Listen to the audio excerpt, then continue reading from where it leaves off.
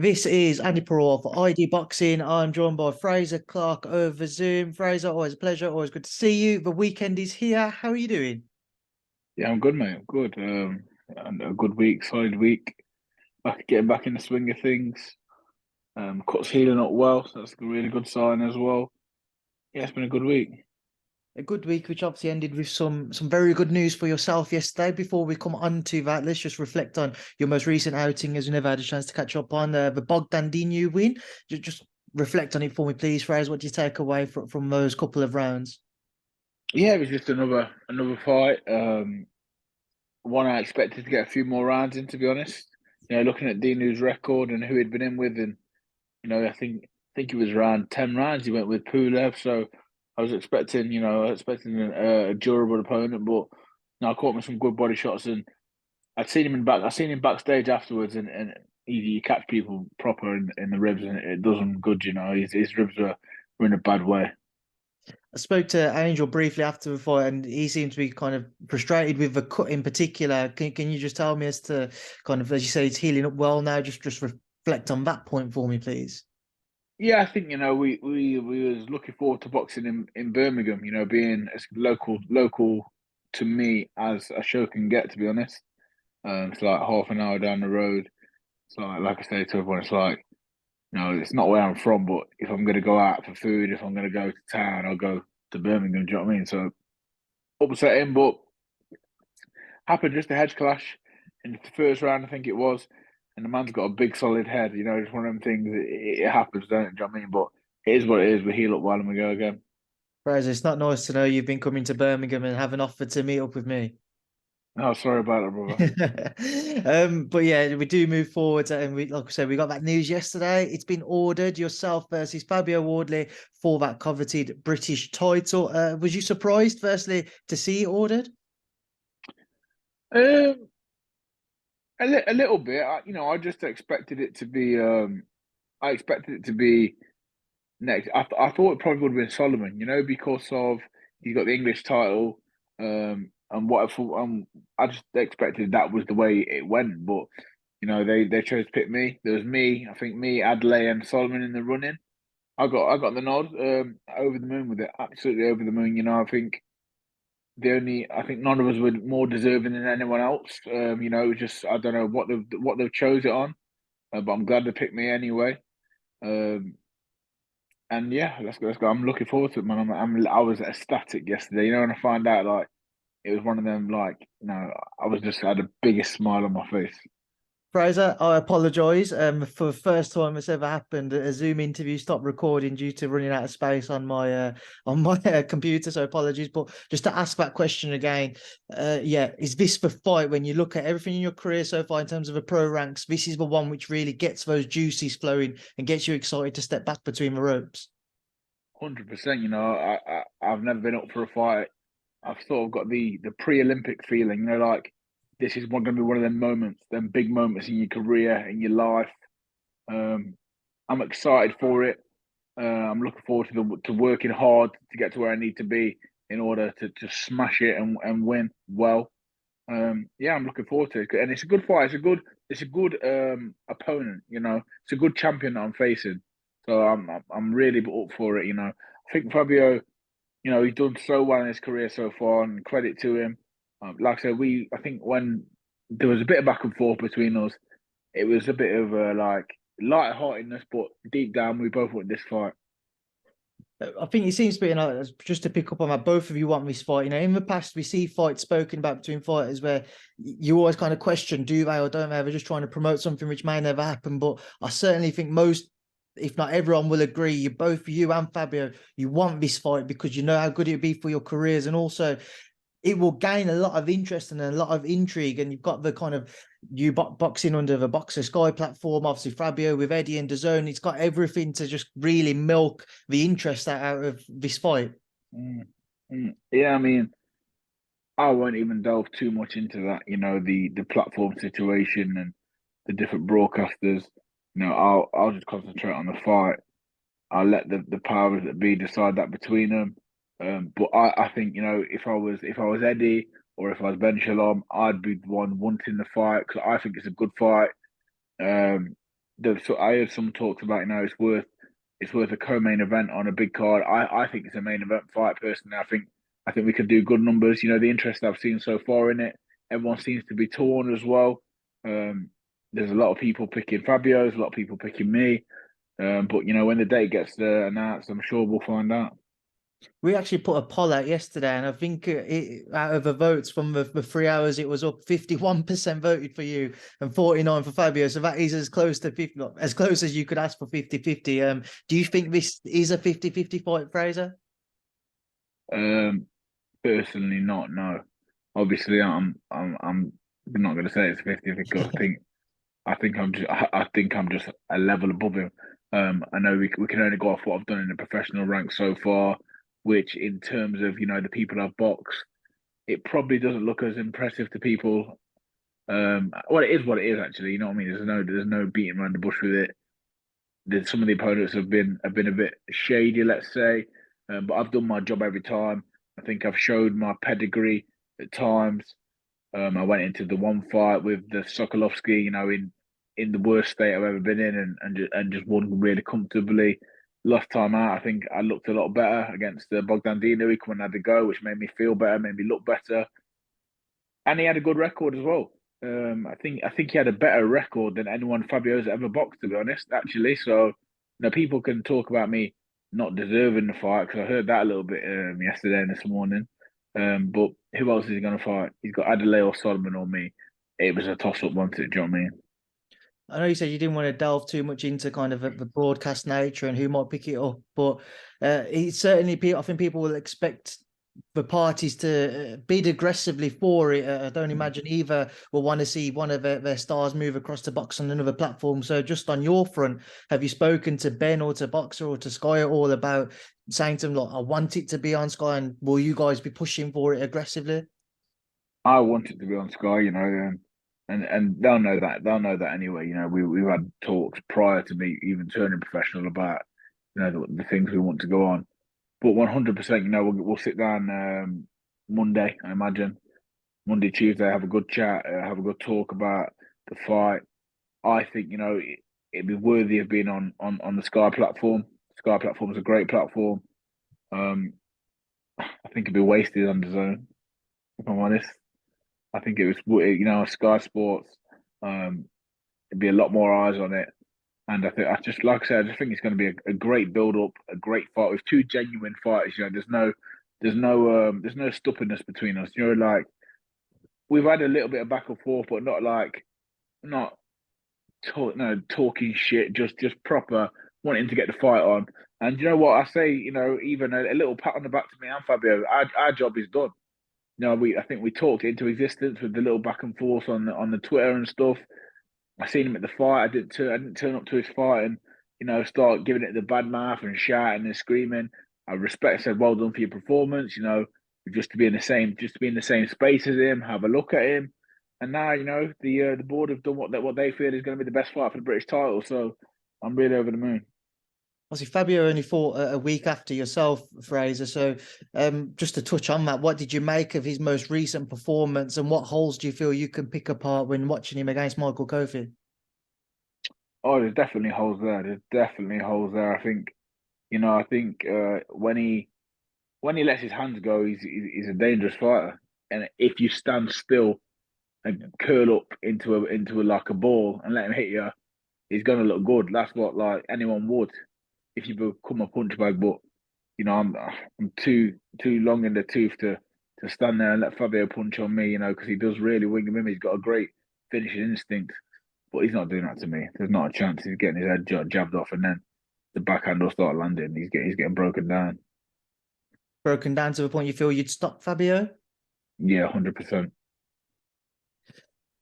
Just sticking with his most recent fight, then, Frazer. One thing, and I've raised this to Fabio, I think people would have been interested to see there was some criticism over the ref deciding to stop his fight when he did. People felt he could have let it go on. But I think people were interested to see how he would have dealt with the couple rounds after that flurry of punches he put into what the ref eventually deemed to be worthy of stopping him. Not much of that combination of those punches were landing clean. Did you take anything away from that period specifically? You know, I always feel a little bit sorry for fighters when this happens because he's not the one to stop the fight. To be fair, you can't control what the referee does, but he put himself in a position for the referee to sort of jump in. So you have to credit that.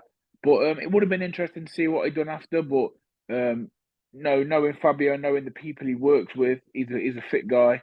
I'm sure they've got they're doing all the right training, and he'd be very fit. He's an athlete. You can clearly see he's an athlete.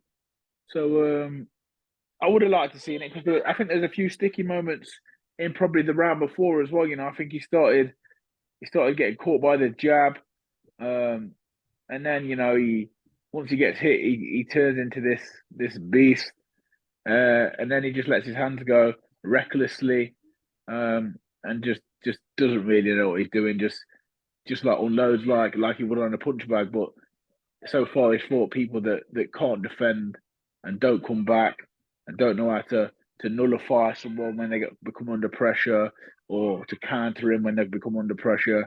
He's not been in with anyone like that yet. Some interesting points you raised there. Just to move away from the fight there, Fraser, obviously, as you mentioned, the likes of David Adeleye and Sol Dacres earlier, David obviously hasn't been short of a few words since he found out that you was getting the fight. What did you make of his tweet? Pissed. No, he's pissed. I didn't see the tweet. I seen something on Instagram. I don't know if he tweeted and he definitely didn't tweet me direct. I don't think. No, so I've got a. What do you say? Go on. So on Twitter, he put the F word, disrespect, all of his cue jumping and favoritism. I can't wait around months and possibly next year for the British title shot. It doesn't make sense. They can keep the belt or go down a different route with the swearing emoji. Yeah. I can half understand his frustration a little bit, but what's he done? I haven't done. He's had a few more fights. Yeah, arguably he lost against a guy that I beat really comfortably in the worst possible condition I've been in, with the worst training camp ever. He lost to him. I think he quite conclusively actually. So if anything, I think Solomon should be the one who's really complaining. And Solomon just dropped me a message and just said, oh, you know what, you bastard, you got to him before me. You got in there before me. He took it well, and he said, listen, he goes, you can do your first defense against me. I said, so listen, let me get the job done, and we'll speak after. Simple as that. Do you know what I mean?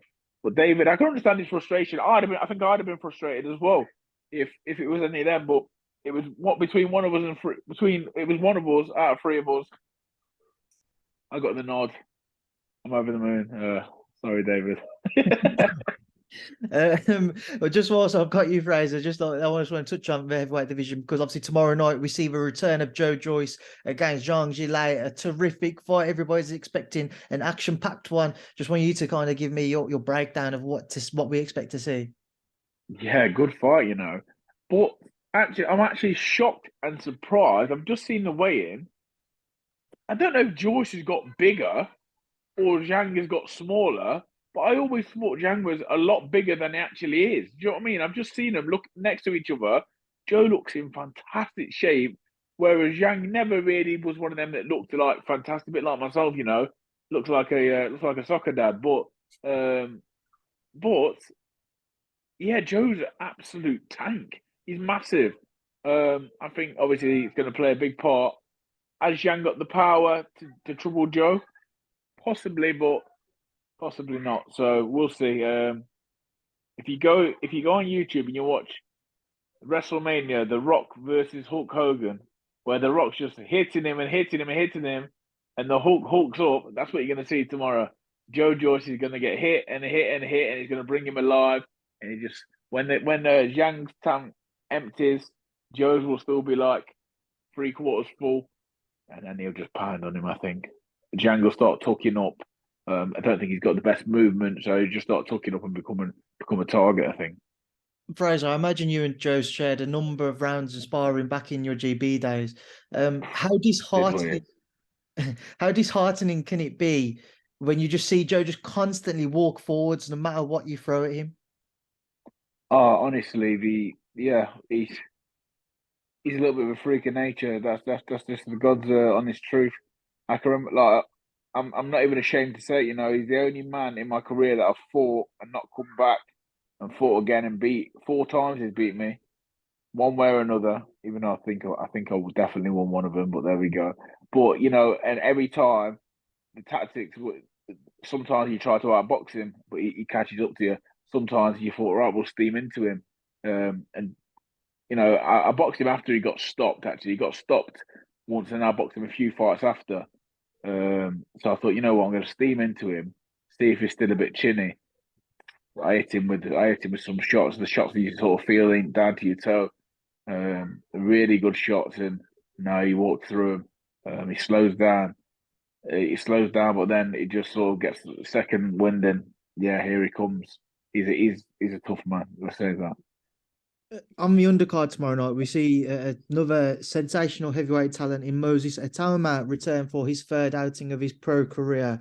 Do you know much about Moses personally, Frazer? Obviously, I'm a big fan of the amateur boxing, and when he was boxing, he was when I knew he boxing in the major, like the championships for England, I'd always tune in. An unbelievable talent, speed, power, boxing ability, boxing brain. You don't really see that too often. Obviously, he's still young, but he's obviously he's maturer than his age says. You know what I mean? So he's a frightening prospect, really is. I know he's a big and a tall ask. He's set his sights on trying to break Mike Tyson's record. How far do you think that Moses can go, though? Yeah, I think he's got all the tools to go all the way. To be honest, I think that record is a little bit ambitious, but who's to say that you shouldn't have ambitious ambitions? I just think obviously the timing wise, can they get it done in that time? The way that the division is nowadays, I think it's a bit unrealistic. To actually go and do that. But saying that, Mr. Frank Warren certainly does know how to move a heavyweight. I'll give him that, and he does know how to move young prospects. So if anyone's going to do it, I think in that time frame, I think Frank could be the one to do it definitely. But like I said, I'm a massive fan of Moses. I, for to be so young and so good, I can remember myself at his age and chalk and cheese. Frazer, you mentioned kind of how much of an eye you keep on the Olympics and sorry, the amateur scene. I'm sure you must have been delighted to see, obviously, the news that the UK and the US are trying to come together to break away from the current world setup in the amateur scene. Just get your thoughts on that aspect as well. Yeah, it's a great step. I've got a little bit of input to give to them. Try and help them out. Just by using obviously my experience and stuff. So I'll be having them chats with them shortly. But obviously everyone knows what the Olympics has done for me, what it meant to me, what it means to so many people, so many amateurs. Amateur boxing, it is a dying field, and I do urge anyone that sees this to go to your local club show. Once you hear it's on, go and buy a ticket, and keep encouraging people to go to the gym and get in the gym, because I've been to some club shows recently, and it's just a lot of youths on, a lot of kids. Like, there's no senior boxers. It's definitely it hurts my heart a little bit, because I know what it does for the community. I know what it does for the youth and the generation that we're in. So, no, I hope amateur boxing can sort of find that oomph again and really be popular, because it is a great, great thing. It saved me. It saved so many lives, and it gives people such a good horizon and good morals to go forward in life. So, I hope amateur boxing is fixed, and I hope the Olympics is a cert for boxing, definitely. Frazer, just to swing back to the pro ranks and going back to that April 1st, but obviously we saw Anthony Joshua's return. What did you make of him back in the ring? Yeah, I think on first impressions, I was a little bit. I think, like everyone in the whole arena, I think was all a little bit disappointed and expected a little bit more. And then once I was driving home, a few days gone by, it settled, and I watched the fight again. I could see that he was trying to work on a few things.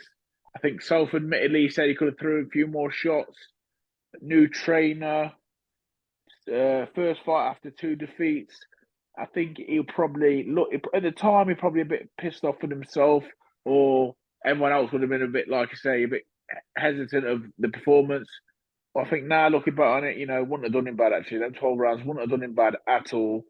And Jermaine Franklin, by the way, is no mug. He's no mug at all. I think it was the perfect fight, and Jermaine Franklin is a proper fighter and can go on and trouble a lot of people in the division.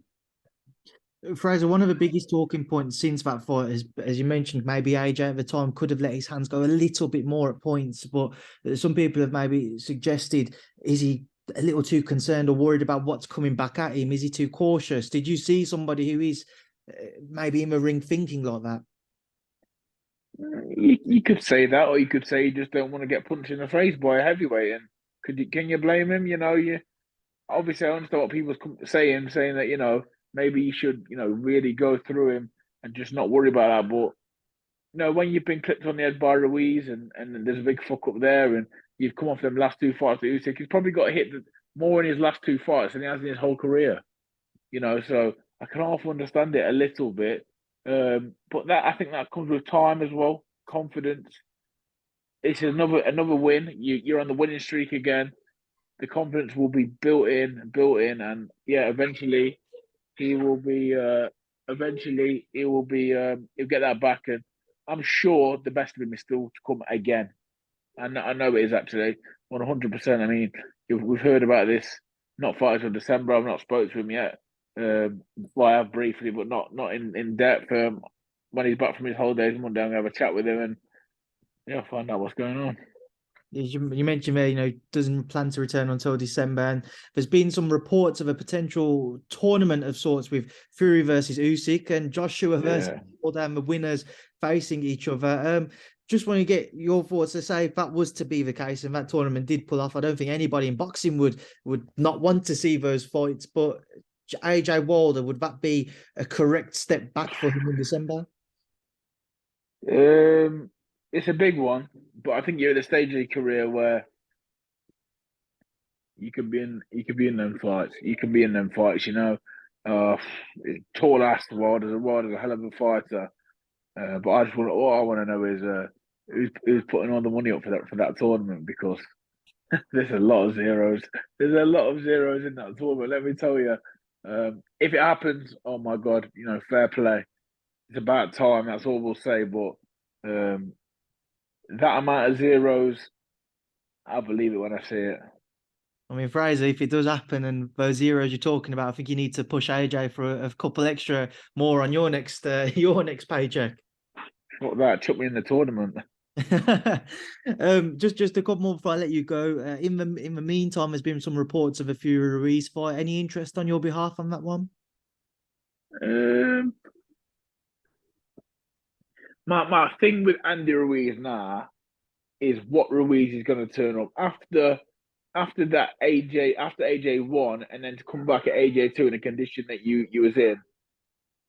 I sort of lost interest, to be honest, after that. Once I seen you got to the heights, and then you went and started filling your face with pizzas and burgers and burritos and fucking Coronas.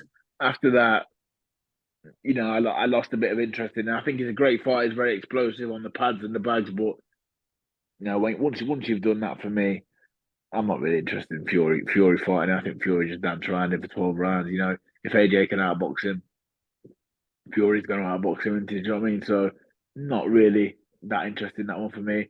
I'd rather see Fury against an Ergovic, who else? Bicoli, maybe.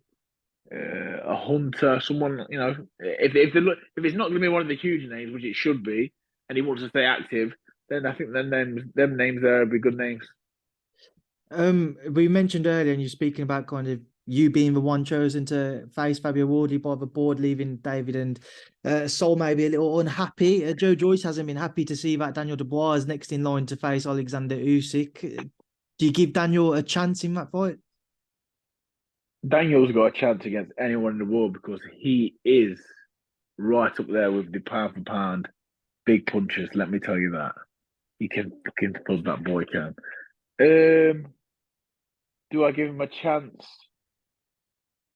Yeah, he's got a chance. He's got a puncher chance, massive puncher chance, huge puncher chance. Because if he lands, it'd be different to anyone else landing on Usyk. It's just landing that shot into it. So I'd have to, sorry, I'd have to give Usyk as a massive favourite, but Daniel, I like the way Daniel goes about his business. He's quiet. He's in the gym. He's working with Shane and the team down there. And would I like to see him do it? Absolutely. What a stir that would be. What a stir that. What a spanner in the works that would be in the division. So let's get it on. Let's see it happen. Frazer, just one final one from me. Next weekend we have a huge action-packed weekend of boxing over here. We see a good friend of yours, Joe Cordina, attempt to become a two-time world champion against Shavkat Rakhimov, and then during the night we see an unbelievable fight between Gervonta Davis and Ryan Garcia. Just your take on both of those fights, please. I'm sure you'll be willing, Joanne, to pick up that crown once again. Oh, I'll be down in Cardiff, man. That's my brother. They're my people down there. Do you know what I mean? So I'll be down there. I couldn't miss it. Difficult fight. I really think it's a difficult fight for Joe. But after what I see, after the way I've seen him win that world title, which I thought was going to be another difficult fight, I'm behind him 100%. I know he can do it. I know he will do it, and I know he's prepared to go to the mill if he has to. Spoke to him a few weeks ago. Dedicates a lot of his time down in Brentwood. He's all the way from Cardiff. Takes it very seriously, and like I say, Joe will have a absolute army of people there supporting him. So I hope he gets the business done. And of course, Frazer, just final one during the night. Gervonta, Ryan Garcia, who's coming out on top? I'm just too big of a Tank fan. I'm just too much of a Gervonta Davis fan, so I can't go against him. I like Ryan Garcia. I think he's very good at what he does. But for me, it's Gervonta Davis all day, man. Right, Frazer, it's a pleasure as always. I appreciate your time. Good luck back in camp. I'll speak to you again soon. Thank you for speaking to me in ID Boxing. Take care, mate. Ta-ra.